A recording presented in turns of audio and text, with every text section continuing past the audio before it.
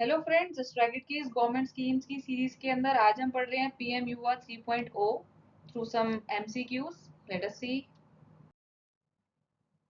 सो आपके लिए visual Q, PM Yuva 3.0 यहाँ पर लिखा हुआ है एनबीटी इंडिया। इसका क्या रोल है? एनबीटी बोले तो national Book trust, not Navbharat times, national Book trust. यहाँ पर माई जियो भी लिखा है और यहाँ पर लिखा हुआ है नर्चरिंग यंग ऑथर्स। ओके, अब हम अपने क्वेश्चन स्टार्ट करते हैं। So the first question is what is the full form of PM युवा? तो क्या इसकी full form YUVA ऐसे करके है? Can you tell what is the right answer?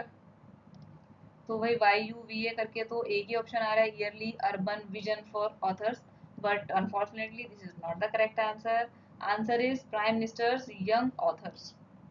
Okay, first page पर भी हमने देखा था नर्सरिंग यंग ऑथर्स लिखा हुआ था. So PM Yuva is prime minister's young authors, B is the correct answer. Next question is in which year is PM Yuva 3.0 being launched? कौन से साल में इसको लॉन्च किया जा रहा है? So it is quite latest.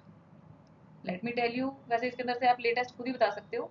Latest is 2025 year. So C is the correct answer.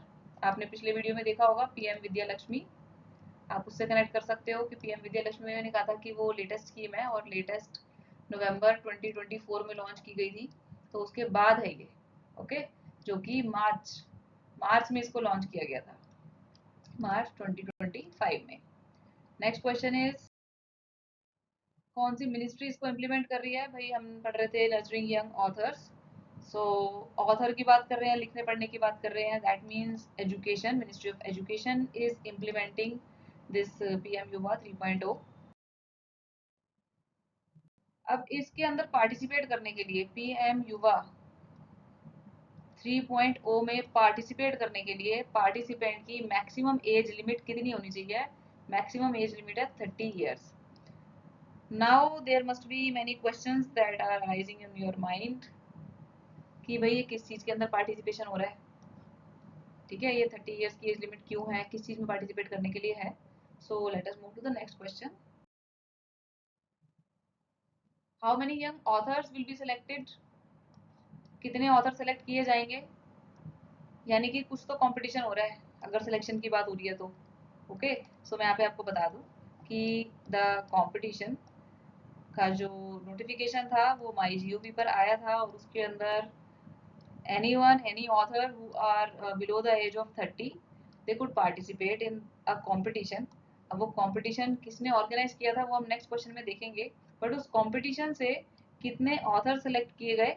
So that was 50 authors were selected through a competition organised by. First page पर लिखा हुआ था NBT. So that is the implementing agency of the scheme. And जो contest और जिस competition की मैं पीछे बात कर रही थी जिससे कि 50 ऑथर सेलेक्ट किए गए with the maximum age limit of 30. So that contest was also organised by National Book Trust of India. Okay, which promotes which promotes the work of selected authors. Basically इस scheme के अंदर scholarship का भी provision है. 50,000 की scholarship मिलेगी every selected author को, 50,000 per month. So what is the main goal? Main goal क्या हुआ? I think you will be able to identify the correct answer. The main goal is not to train politicians, not to promote only fiction writing, not to publish textbooks. It is to groom young authors ambassadors. Basically ये एक mentorship program है and it will groom young authors. Okay, जो mentor जो भी author select किए गए 50, they will be groomed, they will be nurtured, they will be mentored by eminent authors and scholars. Then PM Yuva 3.0 encourages young authors to write on several themes. तो भाई ये themes कौन सी हैं, कौन सी themes पर encourage किया जा रहा है लिखने के लिए? इस एडिशन के अंदर, ये जो 3.0 एडिशन है इसके अंदर कौन सी themes selected है लिखने के लिए? इसमें से 3 थीम selected है. One theme is the wrong answer. So the wrong answer here is, wrong answer for the theme and the right answer for the question is the history of ancient Indian empires. ये theme को नहीं select किया गया है. 3 themes are there: contribution of Indian diaspora in nation building, then Indian knowledge system and makers of modern India 1952 2025। I think ये कहीं और से पेस्ट हो गया, इसको आप इग्नोर कीजिए। Okay, so this was the last question for the scheme. I hope आपको कुछ बेसिक नॉलेज हो गई होगी स्कीम के बारे में। सो